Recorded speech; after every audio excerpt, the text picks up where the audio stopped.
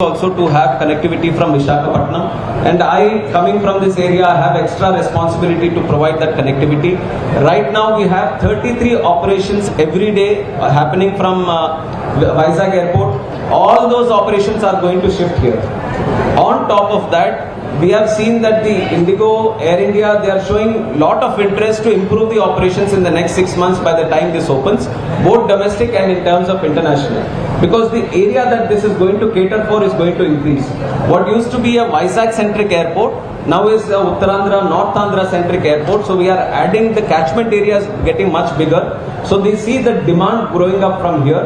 So through which they are going to operate many more destinations and many more aircrafts also from here, both for domestic and international.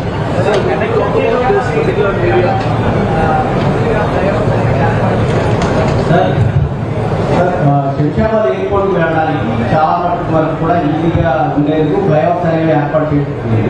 ఇప్పుడు విశాఖపట్నం నుంచి ఇక్కడ వరకు రావాలంటే చాలా చోట్ల కూడా సిగ్నల్స్ అనేవి చాలా ఎక్కువగా ఉన్నాయి, ట్రాఫిక్ సమస్య కూడా చాలా బాగుంది. ఇట్లా నిర్మించే అవకాశం ఇది ఒకటి మనకి ఇంకా చేయాల్సినటువంటి కార్యక్రమాల్లో మేజర్గా దీనికి సంబంధించిన కనెక్టివిటీ.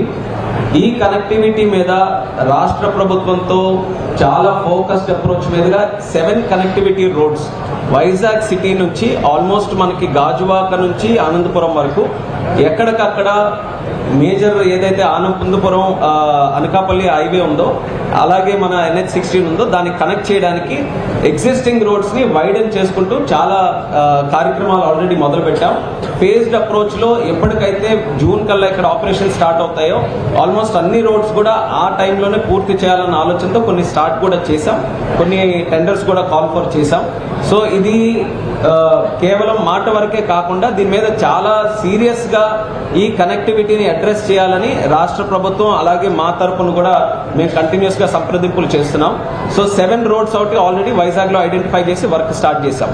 ఆనందపురం జంక్షన్ దగ్గర కూడా మనకి మేజర్ రోడ్ బ్లాక్ ఉంది, అక్కడ ఎక్కువగా ట్రాఫిక్ జామ్ అవడం వల్ల దాన్ని కూడా ఎక్స్పాండ్ చేయాలి. మొన్ననే అక్కడ ఎంపీ గారు, ఎమ్మెల్యే గారు అందరూ కలిసి NHI టీంతో కూడా అక్కడ లోకల్గా అక్కడ సైట్ దగ్గరికి వెళ్ళి అక్కడ కూడా ఒక మీటింగ్ పెట్టించి దానికి probable solution, most possible solution and immediate solution ఏంటనేది NHI వాళ్ళతో కూడా మాట్లాడాం. అక్కడ అవకాశం ఉంటే ఫ్లైఓవర్, లేకపోతే ఉన్న రోడ్ని కూడా ఎక్స్పాండ్ చేసి చేద్దామని అది కూడా ఒక టైం బౌండ్ మేనర్లో అది కూడా ఇచ్చేస్తున్నాం. అలాగే మూడో ముఖ్యమైనటువంటిది మనకి పోర్ట్ టు ఎయిర్పోర్ట్, అంటే వైజాగ్ పోర్ట్ నుంచి ఇక్కడ భోగాపురం ఎయిర్పోర్ట్కి సిటీ నుంచి ఆల్టర్నేట్ కనెక్టివిటీ కోస్టల్ వే ద్వారా ఇవ్వాలనేది అది కూడా గడ్కరీ గారికి చంద్రబాబు నాయుడు గారు పలు సందర్భాల్లో అడిగారు, ఆయన కూడా అగ్రీ అయ్యారు. అలైన్మెంట్ ఫైనల్ ఫేజెస్లో ఉంది. మనకి నది దగ్గరలో అలైన్మెంట్ బ్రిడ్జ్ కెపాసిటీ ఎలా ఉండాలి అనేది అలైన్మెంట్ భీముల దగ్గర ఉంది కాబట్టి వన్స్ ఇట్ ఇస్ డన్ ఆ రోడ్ కూడా కనెక్టివిటీ వైజాగ్ నుంచి అదనంగా వస్తుంది. వీటన్నిటికీ మించి లాంగ్ టర్మ్ ప్లానింగ్లో మనం మెట్రో కనెక్టివిటీ కూడా వైజాగ్ సిటీ నుంచి భోగాపురం ఎయిర్పోర్ట్కి రావాలని అది కూడా ఫాస్ట్ ట్రాక్ చేస్తున్నాం. ప్రపోజల్స్ అన్నీ కూడా రెడీగా ఉన్నాయి. కేంద్ర ప్రభుత్వం ముఖ్యంగా ministry of housing and urban affairs నుంచి మనకి అప్రూవల్స్ కొన్ని రావాల్సిన అవసరం ఉంది. దాని గురించి నేను కూడా ప్రత్యేకంగా ఎయిర్పోర్ట్ అని అంటే కేవలం ఇక్కడ నుంచి ఫ్లైట్ కనెక్టివిటీ కాదు, రోడ్ కనెక్టివిటీ కూడా అంతే ఇంపార్టెంట్. దాని మీద కూడా దృష్టి పెట్టి మీకు with in the time of completion ఈ ఎయిర్పోర్ట్ కంప్లీట్ అయినప్పటికే కొన్ని రోడ్స్ అన్ని కూడా ఈజ్ ఆఫ్ అయి వైడనింగ్ చేసి ఆల్మోస్ట్ వైజాగ్ నుంచి వచ్చే వాళ్ళకి ఇబ్బంది లేకుండా చేసే కార్యక్రమం అయితే ఇన్ టైం గానే మేము చేస్తున్నాం.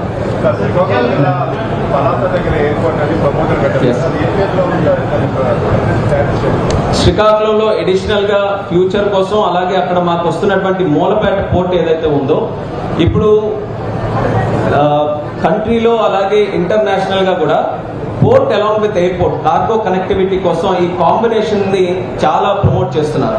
ఆ కాంబినేషన్ ని ప్రమోట్ చేసే విధంగా ఇప్పటి నుంచే మూలపేట పోర్ట్ కి అడిషనల్ గా ఒక ఎయిర్పోర్ట్ కెపాసిటీ కూడా క్రియేట్ చేయాలని పలాసలో ప్రపోజల్ చేశాం. ఇప్పుడు అక్కడ ఉన్న రైతులందరితో కూడా మాట్లాడుతున్నాం.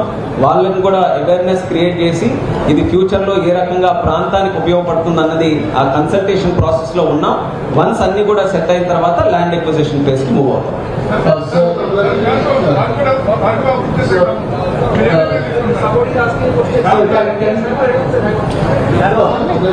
you talk about this particular airport now? It's been built as the gateway of the East. The city is expected to be a major player in that whole area. How do you see this? And also, you mentioned Hyderabad airport now as MRO the city. This particular airport also expected to have all the cutting edge facilities. So, will we have more such aerospace industry whole system coming here?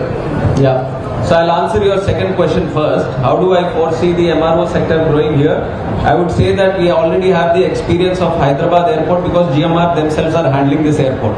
So we have already been in discussion with them that whoever is trying to come to Hyderabad or set up the MRO, they can alternatively be allocated land here so they can start their operations here also. Because GMR Group already has the experience that is required in this field, they are very closely monitoring the MRO operations that are required here and engaging with the industry so that they can have a head start, they can start setting up. So that becomes a very important first step that we have is GMR handling it.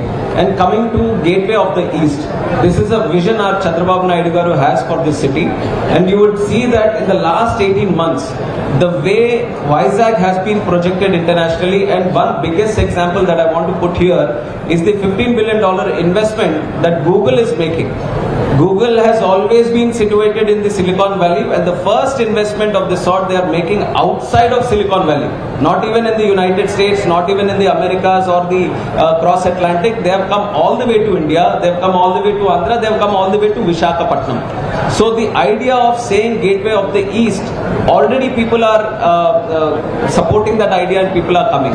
We have Google that is coming, we have Cognizant that is coming, TCS that is coming, and Infosys that is coming. So multiple MNCs, multiple GCCs, they are all preferring Visakhapatnam as the major hub here today, and we have given whatever data center support that is required, policy support that is required, or infrastructure that is required, and Bhogapuram becomes part of that infrastructure support that we want to give for creating Visakhapatnam as a global hub.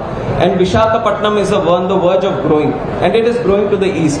And when we create the center at Bhogapuram here today, we are unlocking more land to facilitate for the growth that Vizag is going to foresee in the future.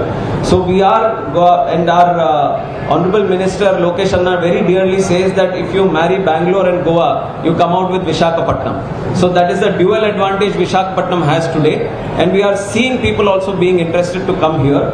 And for that, I see that whenever you want to see growth happen in a certain place, connectivity is the most crucial.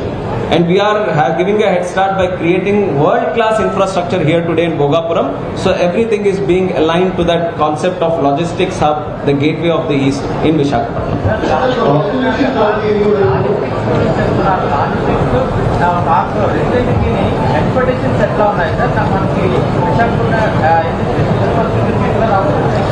మనం విశాఖపట్నానే మాట్లాడక్కర్లేదు, ఇక్కడ విజయనగరంలో కూడా industries ఉన్నాయి, శ్రీకాకుళంలో కూడా industries ఉన్నాయి.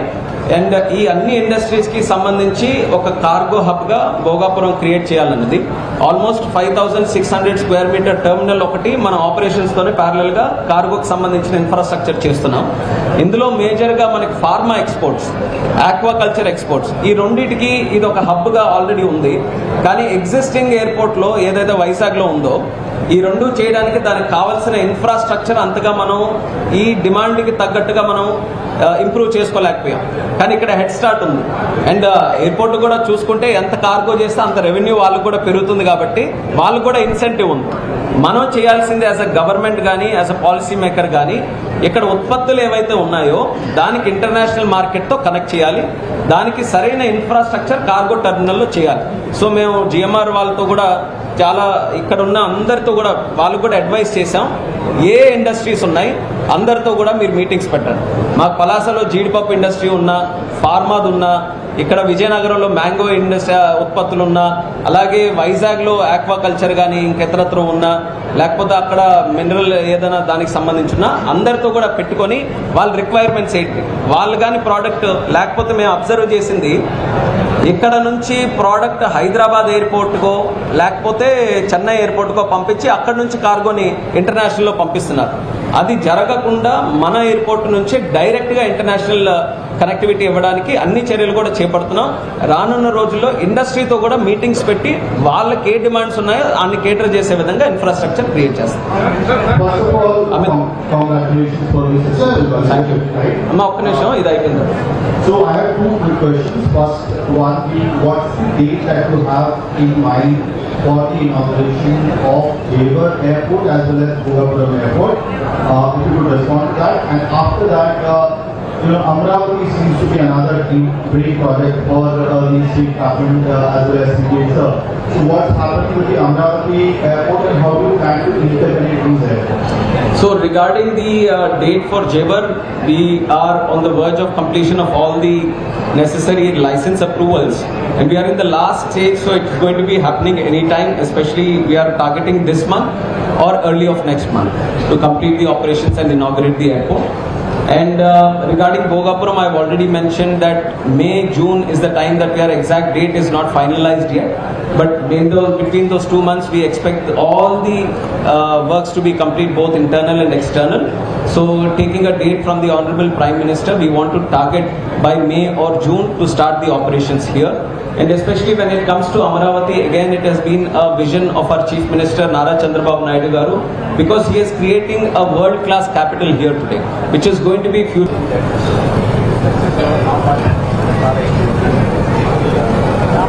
No, ఒకసారి అది దానికి ముందు నేను అడగాల్సిన ప్రశ్న ఏంటంటే, ప్రతిపక్ష నాయకుడే ఈరోజు బుర్రలేని వాళ్ళే భోగాపురం కడతారని స్వయంగా చెప్పారు.